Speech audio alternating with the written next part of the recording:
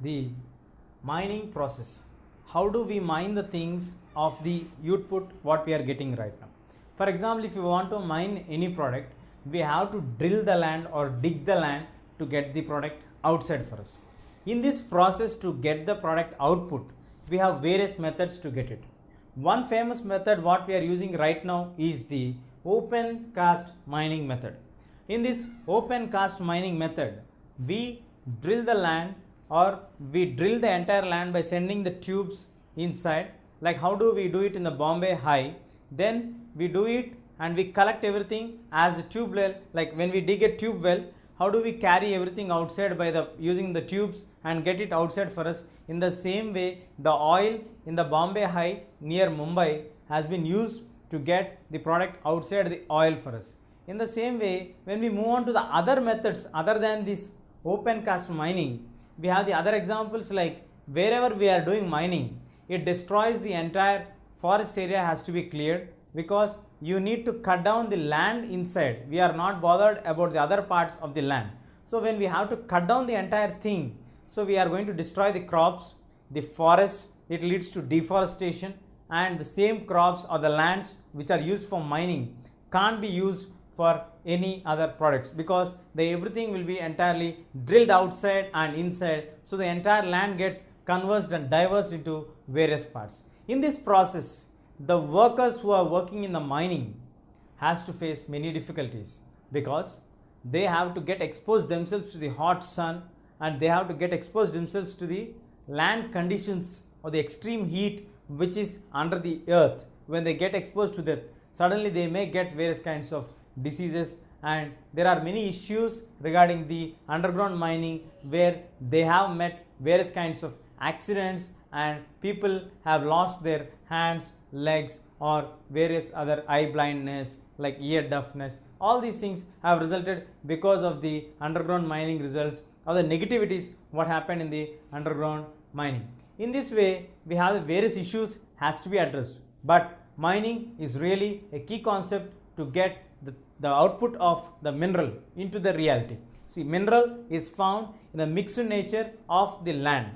So you have to deviate it, you have to break its relation from the landform or the mud and get it into its original form, then purify it, then you get into the use of our proper knowledge. So in order to get mineral into its actual status and usage, we have to do mining properly and get it ensured that mining has to take place in a clear-cut manner, and safety and security for its employees also has to be addressed very clearly. If not, it leads into the destruction of the lives of the workers or the employees who are working under the mining sector.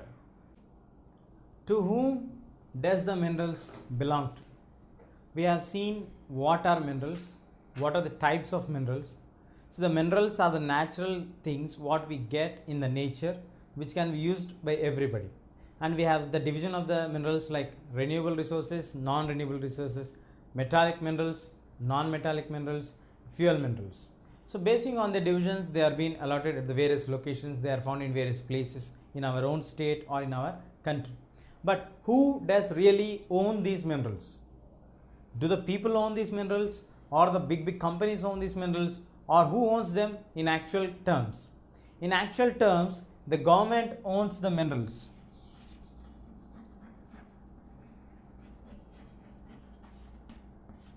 The government is the authority as a representative of the people, owns and controls the entire mineral wealth.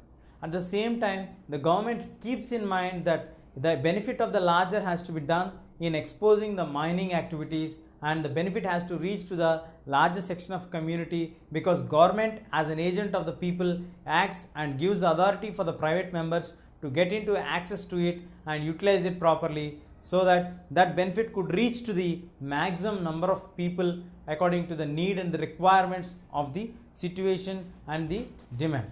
Now moving on to the scenario here, up to late 1970s,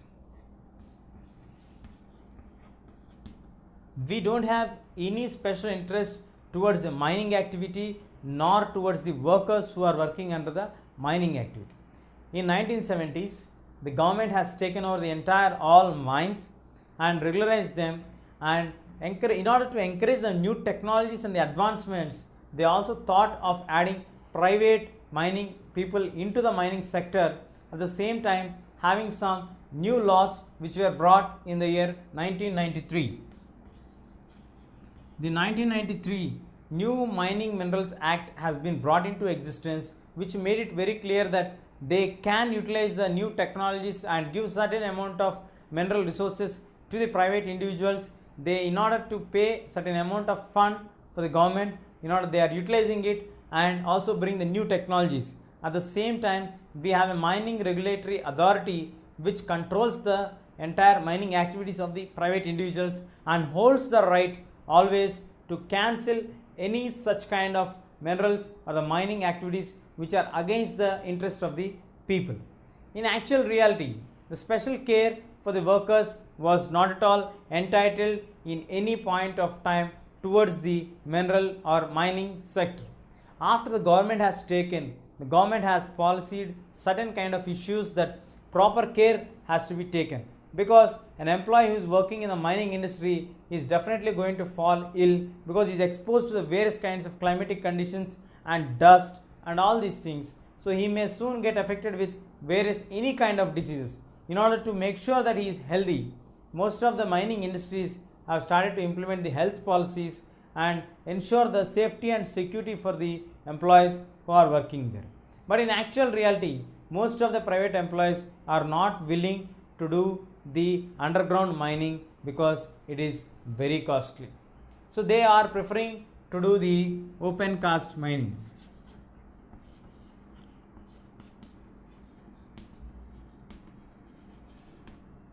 This open cast mining is very less cost when compared to the underground mining.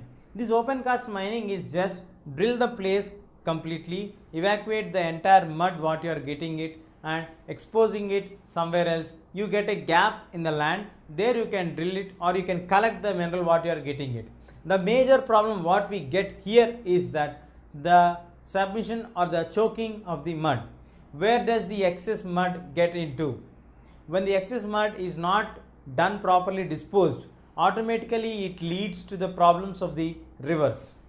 Now, do you understand the link between the minerals disposal and the rivers getting linked?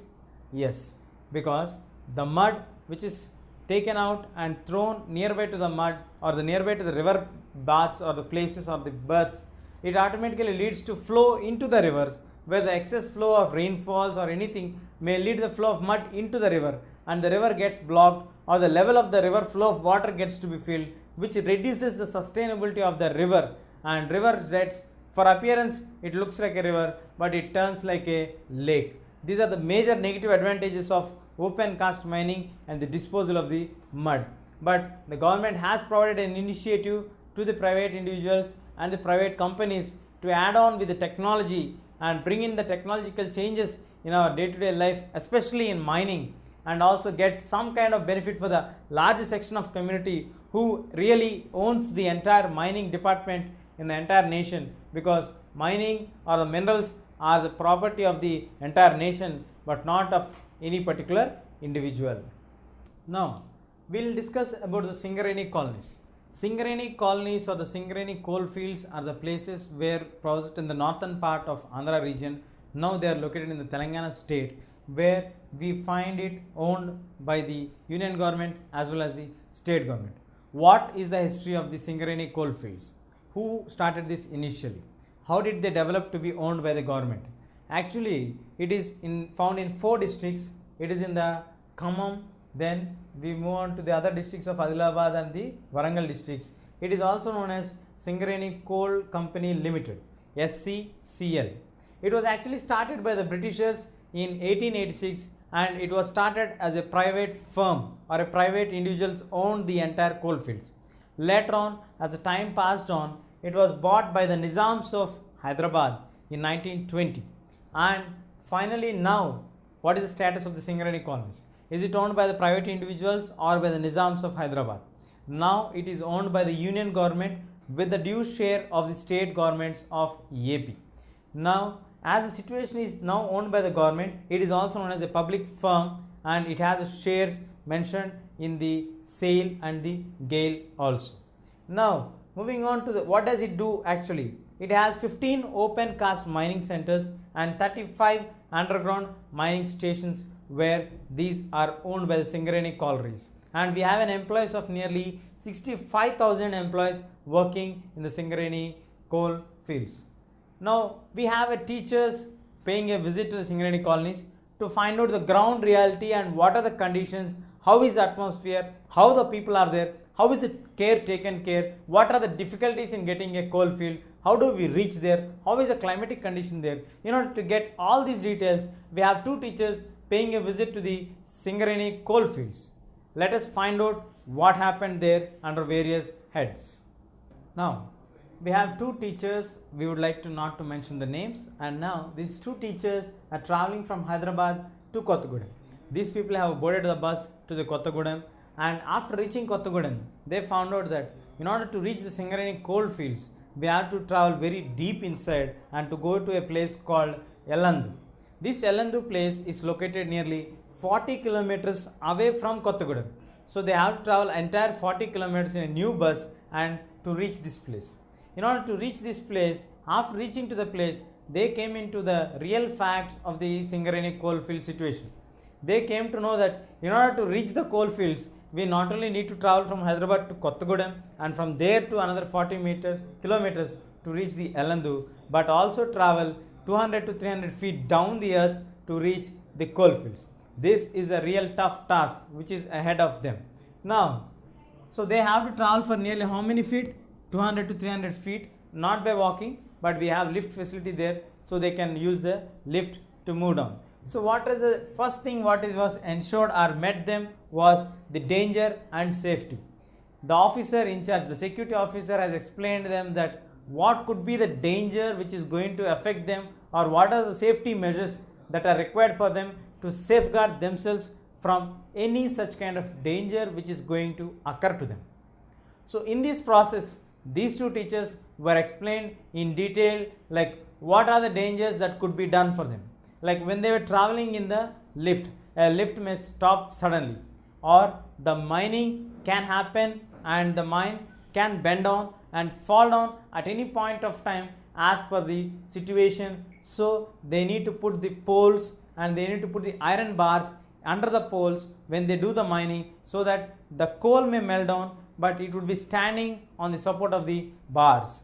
In this way, they were explained detailedly about the safety, and they have given them the safety kits for them and the lights which are necessary for them to move in the darkness, because as we move down, we are going into the darkness. This kind of special arrangements were made, and these people went to report to the welcome point, where is the main entrance. There we have a lift, and that's the point where we have to move in and out of a particular place or the mines. So they have reached there, they have registered their online registration and put the mustard there that they have entered there.